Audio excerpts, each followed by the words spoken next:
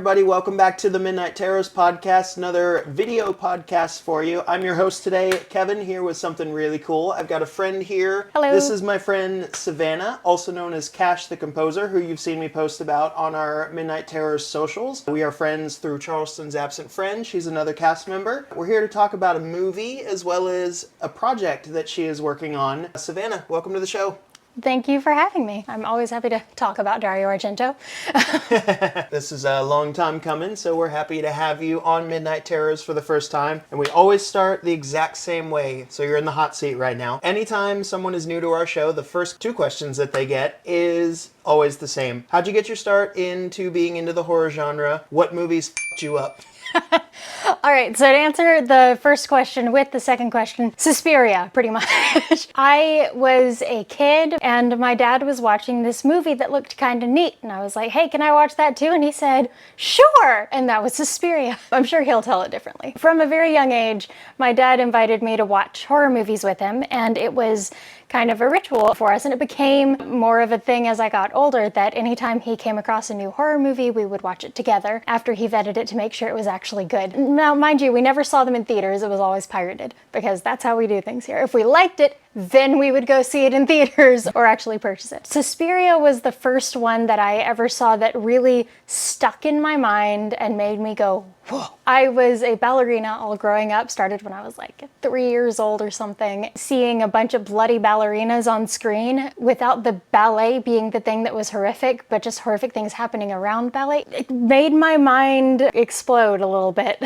Because prior to that, I had always thought if you have something as the focus, a particular horror movie or anything, then that focus has to be the element that becomes horrific. But that doesn't happen in Suspiria. The ballet stays beautiful, and it's the only thing that stays beautiful. There's a lot about this movie that just sticks in my mind, but that was the thing that really made little 13-year-old me kind of start going crazy over horror movies. After Suspiria, there have been lots of other movies, most of them Argento, that made me, not able to sleep at night. There you go. This was the one. I've watched it maybe 8 times since, and I've loved it more every single time. The most recent film to have f***ed me up, as you put it, would have to be, I can't remember what it was called, but it was, I believe, a Korean movie with this group of streamers that went into this asylum that had shut down years ago, and they were live streaming their asylum experience, and they were haunted by all these ghosts. And then at the end of the movie, spoiler alert for this movie that I can't remember the name of, it turned out that the stream never went live. And all those comments that they saw flying by were the ghosts within the asylum. And for some reason, that movie messed with my head and I couldn't sleep for days afterwards. It may have been because I had been binging Markiplier. But yeah, it made me similarly not able to sleep for a good 2 weeks. It's not always the good ones that stick in your head. It's just the ones that take something you're familiar with and f*** it up. No, that's an interesting way to look at it. And something that we've always talked about on the show is comparing horror to being this forbidden fruit. Even though there were movies that messed with your head, what is it for you that made you want to come back? So looking at something like Suspiria, as weird and hard to process as it was, or as it with your head. Yeah, exactly. Oh, we're gonna stay tuned for that. What is it though that made you want to come back to it? Was it just a thrill? Was it the analysis side of things? What made you want to come back to horror after getting into it? The beauty of horror. It is, in my opinion, probably the most beautiful genre of anything out there. From horror movies to horror musicals to horror books, you get into these realms that you just can't explore in other genres without it becoming suddenly horror. Within that realm, if you get past the gore and the slasher and the thriller and all that stuff, underneath it all you can find this beauty that's just unattainable elsewhere. And one of my favorite examples of this is in Grady Hendrix' The Southern Book Club's Guide to Slaying Vampires. You have to read it, it's so good. There is a very graphic scene to the point where you can tell that it was written by a physician's son. It has this level of comedy in it and this grace in its writing, and it's just one of the most profound, hilarious, beautiful, and just terrible scenes I've ever read in any book. Things like that you can't have in anything else without it becoming gratuitous, such as in Game of Thrones. With things like Suspiria especially, you have this need to do all this gory stuff. Argento couches it in this grand visual visual scene, the cinematography, as you pointed out while we were watching the movie, Yes. just, it's mind-blowing. And for me, it's the lighting that really makes it just gorgeous, and all the colors and everything. I mean, if you showed me Wizard of Oz, I'm going to have the same reaction, Yeah. because, suddenly going into Technicolor makes you go, whoa. The Wizard of Oz was my favorite movie as a teeny tiny child before I was up by the horror movies. Yeah, with horror movies, when they delve into that beauty and really go for it, it's something else that you can't find anywhere else. This is true. Yeah. We actually, early on the show, one of our guests, Mr. J, actually talked about Wizard of Oz being an early love of horror of his because of the horror roots that are found in that movie and that story. Mm-hmm. So that one has made an appearance several times. It's interesting you talk about the dichotomy there, because we're going to talk a lot about that with this movie. Oh, yeah. Because as you all can probably tell by the title and our conversation so far, we're talking about what I'm probably going to refer to from now on as Sensory Overload, the movie. Yep. Suspiria from 1977. This is my first watch, as a lot of movies are on the podcast. This was picked by Savannah. I've been trying to get him to watch this for a year. Finally got it. Yes, and there's a lot of layers to dive into with this one, and you kind of touched on it already, like what drew you to this movie. But what specifically was the reasoning for wanting to pick this? Like, did you see tie-ins to what we were going to talk about before, or was there a lot more to dive into with Suspiria that you wanted to bring focus to? I wanted an excuse to watch it again. Like, there's no one specific reason. If nothing else, getting to hear the film score again was good study for me. And that's a good place to start, because you all listening and watching know, if you've heard the show before, that I am a sucker for horror scores. This one's pretty fucking good. Oh yeah, Goblin is the writer of this score, and it is the single best film score, of all time, in my opinion. As someone who has a degree in music composition, Yes. I am saying that this is the best one. Those little keys that do that little walk over and over again. It's so simplistic, but it just sits with you. It's very John Carpenter to me. Oh, yeah. Which is important to note, because you think of something like Halloween 1978. Simple score. But looking at it, Suspiria came before a lot of the more iconic horror movies. While we were watching this, I would say that's very Kubrick, that's very Shining, that's very Halloween, that's very Saw. And then you see 1977. Yeah, this predates a lot of those classics, which makes me wonder how much people have pulled from this movie. Not in like a copycat way, but how much it's been the inspiration for other iconic horror movies. Is that something you've seen across the genre, that Suspiria plays an influence? Yes, there's a lot of things that the Leonardo DiCaprio meme, I know that's Suspiria. That happens so much, and it's been happening more frequently with directors like the guy who did Poor Things. Watching that whole movie, I was like, the colors, the sound, yes, this is Suspiria again. I had that same kind of reaction of, oh gosh, they know how to use color. They aren't just in the dreary blacks and whites and darkness. When I watched The Shining for the first time, because I didn't see it until my boyfriend introduced me to it, it was all of these colors and these wide shots that made me go, this feels like it was directed by Argento, but the plot makes sense, so I know it wasn't.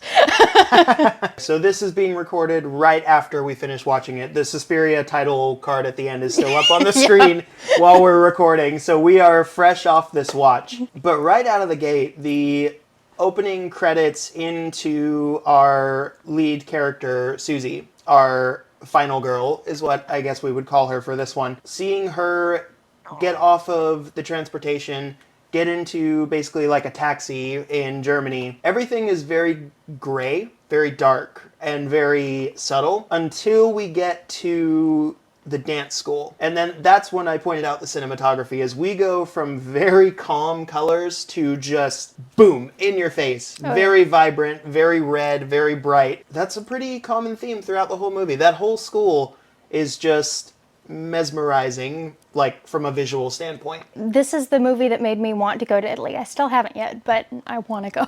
It just celebrates the architecture and leans into it. Everything from these grandiose buildings to these stained glass windows to these fantastic wallpapers that I want for my bedroom at home. It's so visually appealing, it's hard to tear your eyes away from the screen. Did you find that it was interesting that they put it in Germany, though, when it's like kind of screaming Italian architecture? Once I put together that it was an Italian Italian film. This is very Italian that I'm doing as well with my hand. Once I put that together, I thought that was an interesting choice to put it in Germany while it was still screaming very Italian. And like half the actors are speaking in Italian and being overdubbed with English. I think the reason it's set in Germany is because of the ballet aspect of it and the witch aspect of it. It would make sense for it to be in France or Italy if it was going to be solely about ballet, but because of that witch element, you need that Germanic side of things. The Helena Marcos character doesn't make sense in that French-Italian setting. I mean, you could get away with it, but it wouldn't feel as at home. The characters with French accents and Italian accents and American accents and English accents all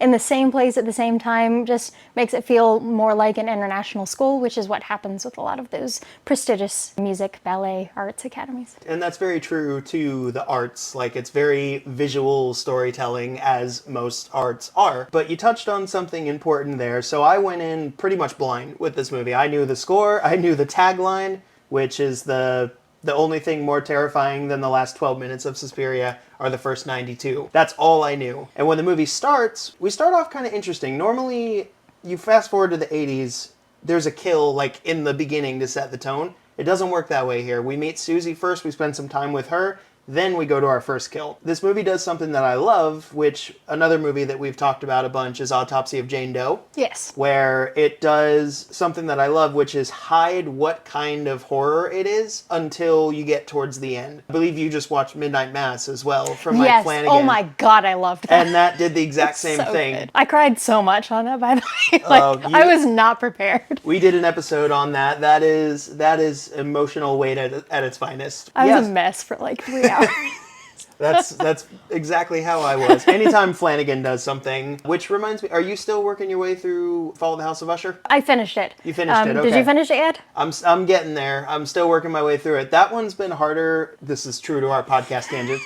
That one has been harder for me to connect with. Not in a bad way, but because the characters are so like unlikable. I'm not used to that with Flanagan. So just an interesting little tidbit there. Yeah, Autopsy of Jane Doe, Hereditary is another one where they hide what type of movie you're watching. And they're all hiding the fact that it's the occult.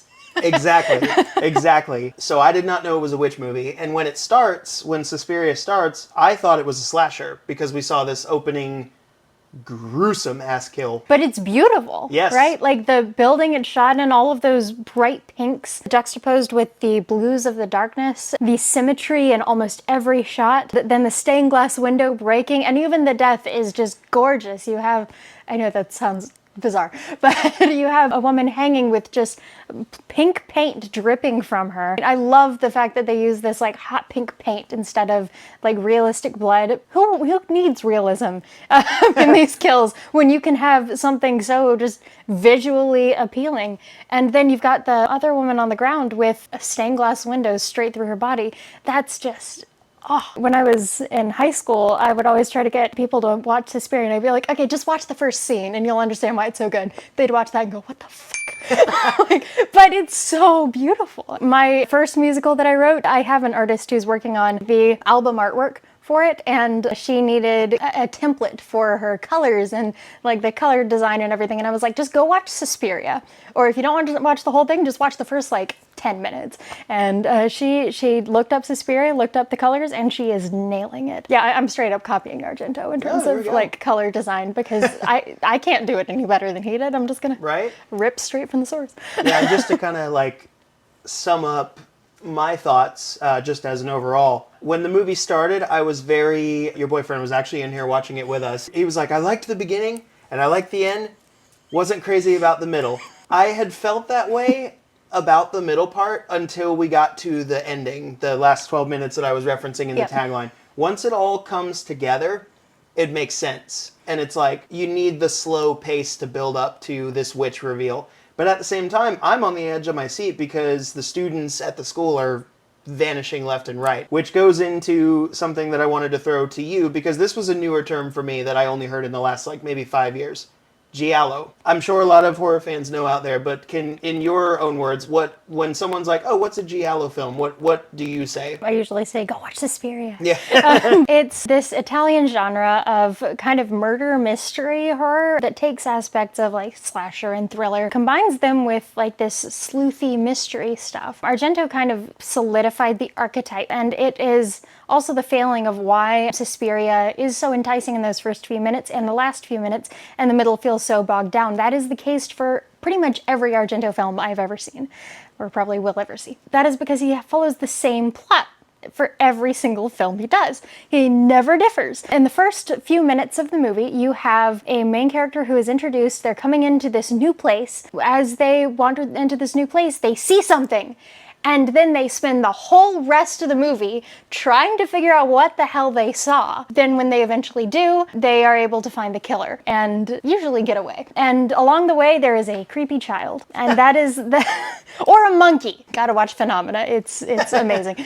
That's what a Giallo film is, really. They're all the same, but they're awesome. It's my favorite horror genre. It's something I want to dive more into because I think it's an interesting little corner of horror. But I think when the movie ended, what I said when you were talking about the visuals is this is like visuals first, music second, atmosphere third, and then like narrative just like firmly at the bottom. He's still paying attention to it, but it's almost like, because this again being my first watch, I'm missing a lot of the story, not because I'm not invested, but because the visuals are so striking. Yeah, and also the soundtrack is like up to here and the dialogue is here. Yes, but like I'm wrapped up in the rooms of the dance school while people are talking, and I'm like, oh shit, they're still talking about like the story.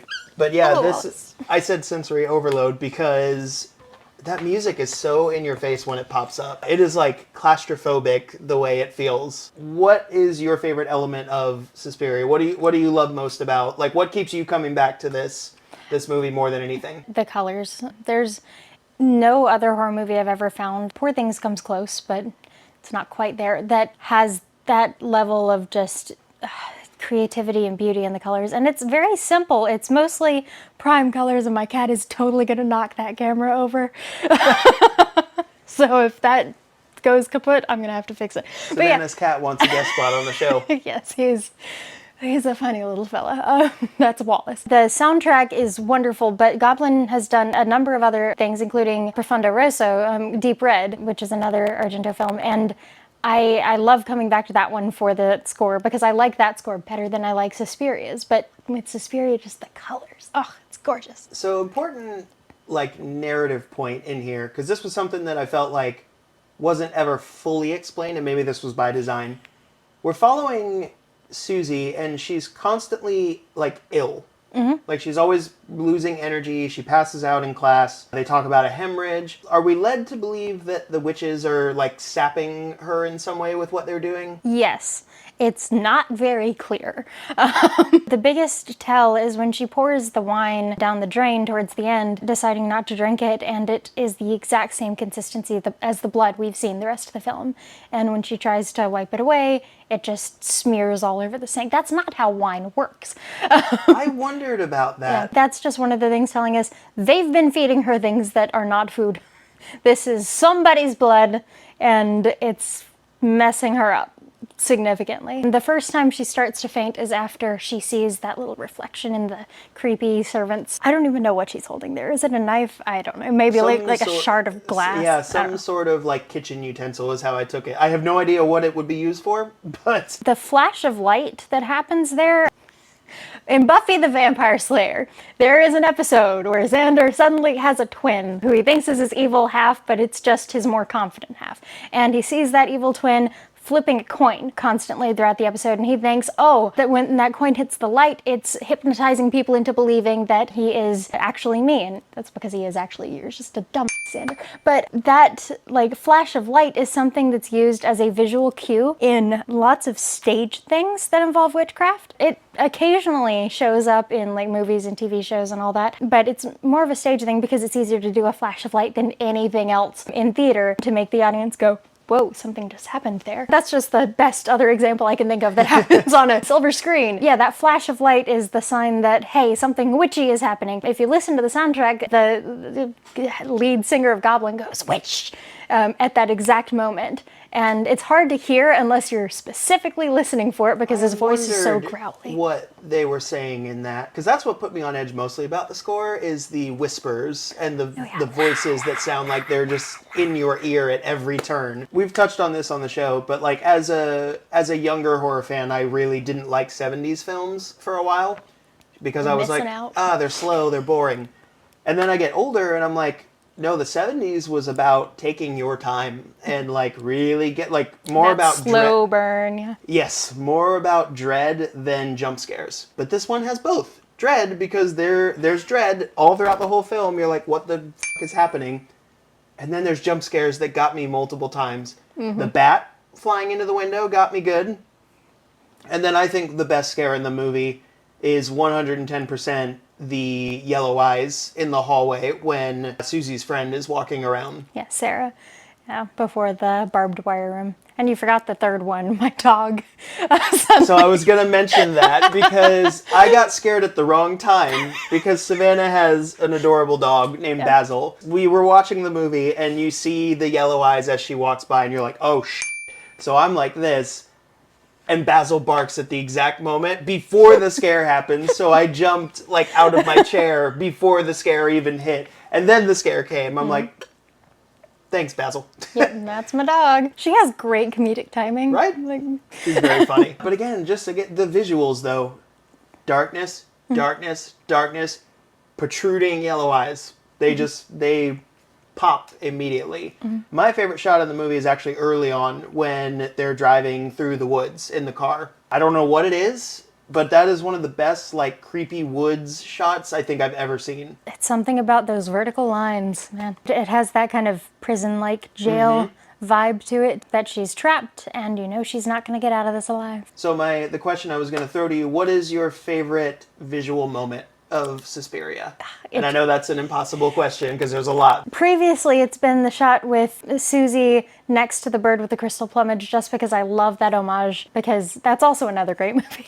And that one actually has my favorite Argento shot of all time in it. And that will never change because it's just fucking bomb. But my favorite shot on this watch through, I guess it would have to be the lighter being held by Mr. Creepy. Cannot remember his name. Pavlos? Yes, Pavlos, that's his name. With the little clock stuck on the time, just walking through the hall just so slowly. I don't know, something about that shot, the golds, just feels really creepy.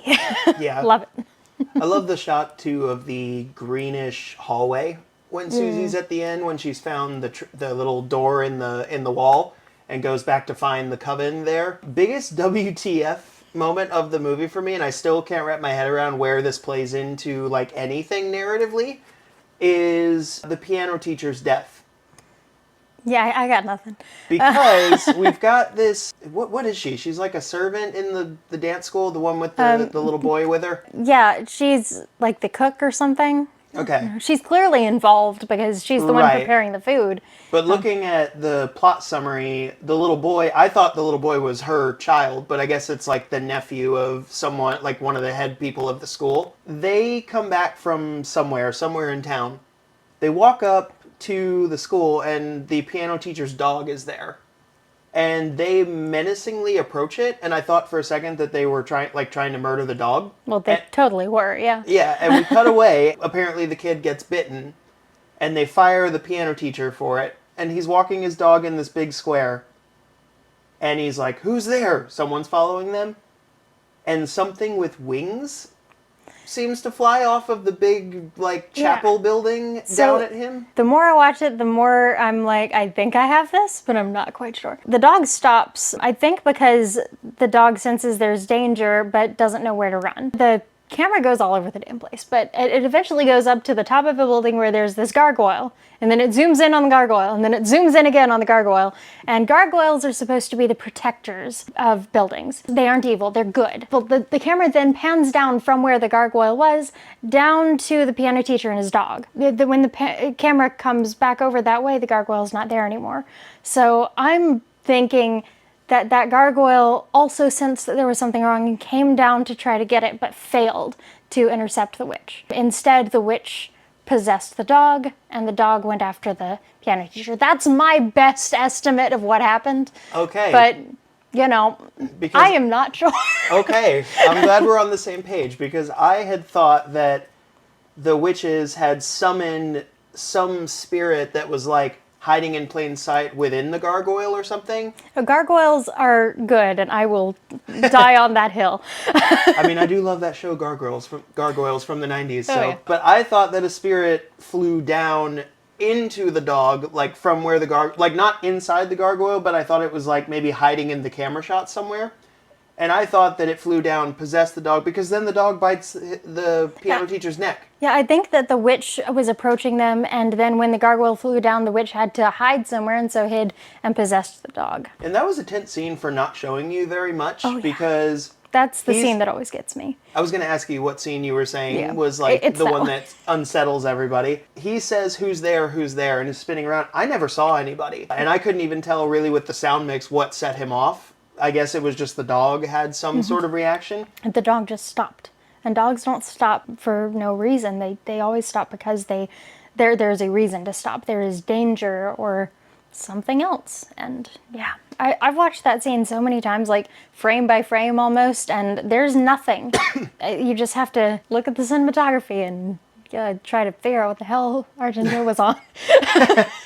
Also really liked the chase scene with Sarah, which was very, very long. Again, very 70s, when she's running away from whatever figure has descended upon her. And I actually asked you because she falls into a room and is laying on something, and the music swells, and I'm like, what is that? And you're like, barbed wire.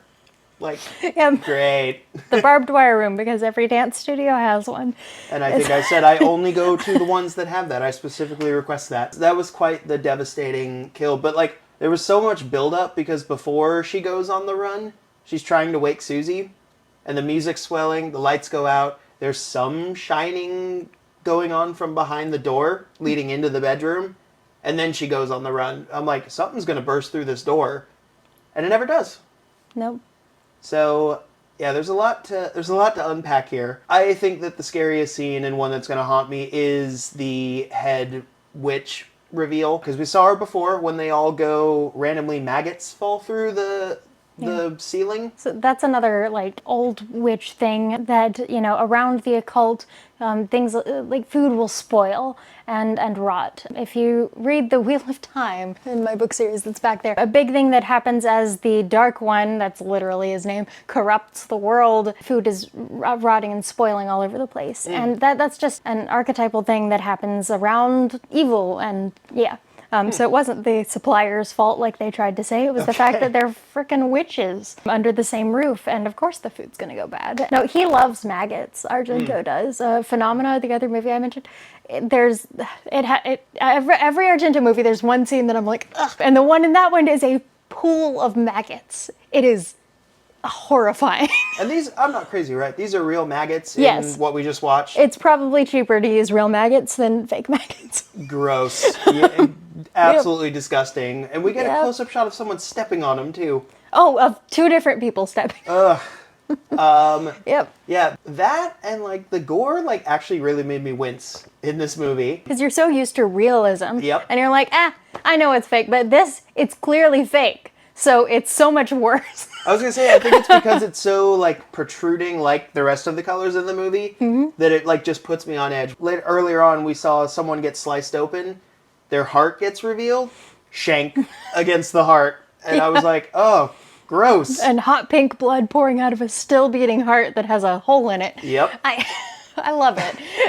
Yeah, this is a movie that's going to sit with me for a while. Narratively, it's not the strongest movie. Like, there is the data dump scene. If you want narrative, don't watch Argento. Right. Watch Argento if you want something that's a spectacle. I feel like if people watch it, if they're not into that, they're going to, if they point out the narrative, just a lot of exposition, because there's just the one scene where they meet with where she meets with, like, the doctors, and then they're just like, here's everything you need to know. But I think it's, a foreboding scene, because that's not the goal, is to tell a narrative. It's visuals first. But I think the reveal of Helena Marcos in her room or whatever, she has the creepiest fucking voice. Oh yeah. That actually like made me deeply unsettled. So I watched what is the Exorcist the first time later last year. The voice is the same kind of thing. Yep. That just makes you like really on edge. Older women, man, they can do stuff with their vocal cords that just fucks you up. Right? And then also, again, WTF moment. Like, Helena Marcos was there, but she was only in an outline for a minute, but somehow Susie was able to stab her. Yeah, so the lightning showed the outline of her invisible body because of the way invisibility works. Like the refracting of light, it gets messed up when there's more light, I suppose. I don't know. It's all bullshit. But yeah, that's the thing, is that lightning lights up her outline and Susie's like, okay, I think this is where your neck is. Boom. There's another scene that got me when the reincarnated or reborn Sarah comes back with needles in her eyes and scratches everywhere. That was nightmare fuel. Yeah, and the Yeah. yeah. Just. That's something I'm going to be looking over my shoulder for at night. We see the end of Helena Marcos. She gets stabbed, and we were told earlier that Coven can't survive without their head witch. So we see them all kind of writhing on the floor. This was a very Edgar Allan Poe ending, by the way, with the way the school collapses in on itself. So I'd like to ask you about that, actually, because I am divided on what that ending means. Because there's like two different schools of thought. There's the thought that, okay, she killed the witch is dead, her spirit is clawing the house apart as she descends into hell or whatever. But then there's the school of thought that energy doesn't just die, it has to go somewhere. It can't just cease to exist, so it went into Susie, because nothing happens in the rooms she's not in. As she goes into each room, things start to happen.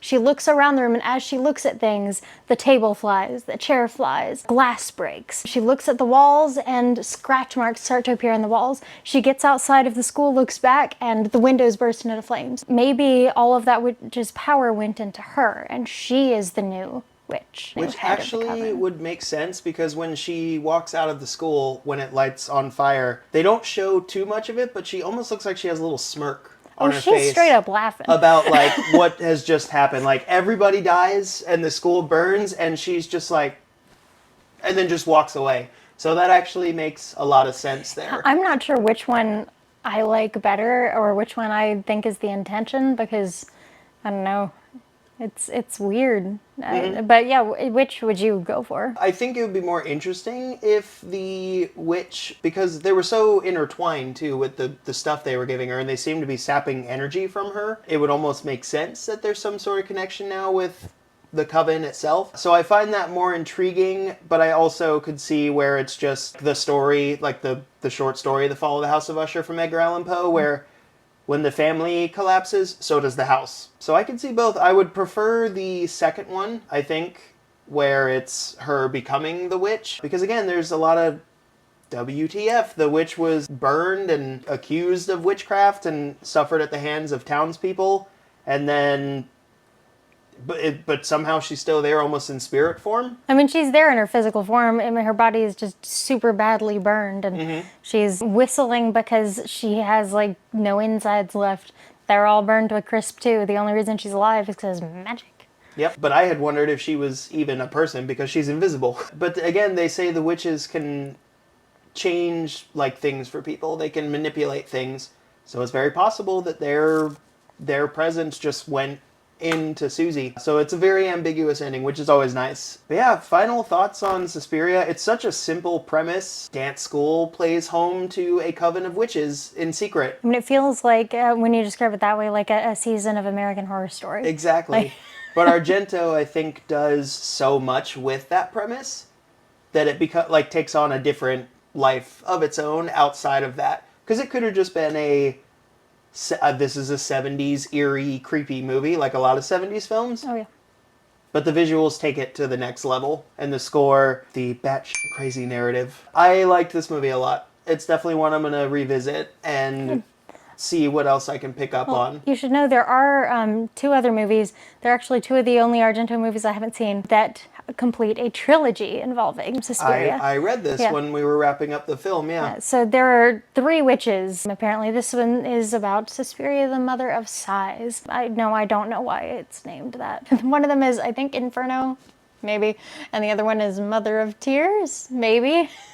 Again, these are the 2 Argento movies I haven't seen. Right. I have them, I just have not watched Well, we'll have them to yet, make it a but whole retrospective. Oh, We'll have yeah. to just do the other 2. Make Yeah. this a 3-part series. I don't know if he went into this movie with the intention of making it a trilogy about witches, but yeah, if you like witch stuff, he's got plenty of it, apparently. Which I said that was the moment that I became a fan of this movie, is I fucking love witch movies, and we don't get enough of them, so I'm glad whenever I find one. I think we talked about this before. You've seen The Witch from 2016, right? Yes. I think that's one of the best horror movies ever made. That one was the one with the black sheep, right?